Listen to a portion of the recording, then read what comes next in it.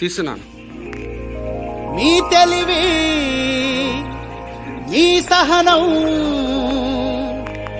మీ త్యాగం, మీ సాహసం లేకుంటే మేము ఏనాడో బుగ్గైపోతుంటిమో ఈ భరత భూమిలోనే పసి బొగ్గైపోతూ. మన మల్లికార్జున సార్ గారికి, మన రంగన్న అన్నగారికి, అదేవిధంగా వీరేశన్న గారికి, మన సుబ్బరన్న గారికి, కొదనమామ గారికి, మన ఆంజనేయ సార్ గారికి, ఇక్కడ చాలా మంది పెద్దలు ఉన్నారు. వారందరికీ పేరు పేరున ధన్యవాదాలు తెలియజేస్తా ఉన్నా. దళిత అభ్యుదయ దళిత సేవా సంఘం ఆధ్వర్యంలో ఈరోజు 10వ తరగతి మరియు ఇంటర్మీడియట్ 10వ తరగతి ఇంటర్మీడియట్ ఫలితాలలో మన కులంలో పుట్టి పేదరికంలో పుట్టి అత్యధిక మార్కులు సాధించిన విద్యార్థినులకు విద్యా ప్రతిభ అవార్డు పేరుతో ఈరోజు పురస్కారం అందించడము చాలా గొప్ప విషయము.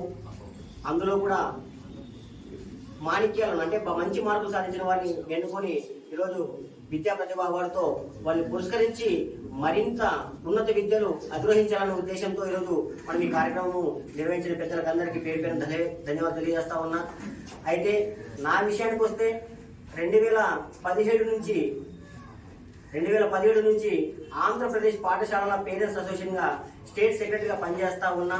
రాష్ట్ర వ్యాప్తంగా ఉన్నటువంటి గురుకుల పాఠశాలలు అయితేనేమి, కస్తూర్బా పాఠశాల అయితేనేమి, వీటిని ఎప్పటికప్పుడు విజిట్ చేస్తూ అక్కడ ఉన్నటువంటి గురుకుల పాఠశాలలో కానీ, అదేవిధంగా కస్తూర్బా పాఠశాలలో ఉన్నటువంటి సమస్యలను రాష్ట్ర స్థాయిలో తీసుకెళ్లి సెక్రటరీ గారి దృష్టికి తీసుకెళ్లి ఆ సమస్యను పరిష్కరించడంలో నేను ముందుంటున్నాను. కాబట్టి దాదాపు 2017 నుంచి ఇప్పటి వరకు 4 సార్లు doctor BR Ambedkar Babasaheb Ambedkar award రావడం జరిగింది.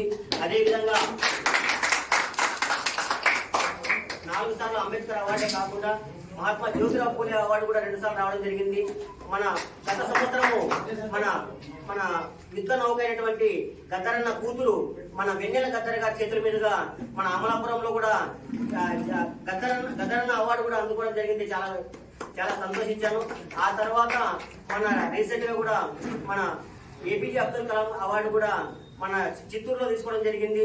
ఇలా అవార్డు తీసుకోవడం వల్ల నాకెంతో సంతోషంగా ఉంది. ఒకటి నేను విద్యా పరంగా అయితేనేమి, సామాజిక పరంగా అయితేనేమి, ఏ పరంగా అయినా కూడా నేను ముందుండి కృషి చేస్తానని చెప్పి తెలియజేస్తా ఉన్నా.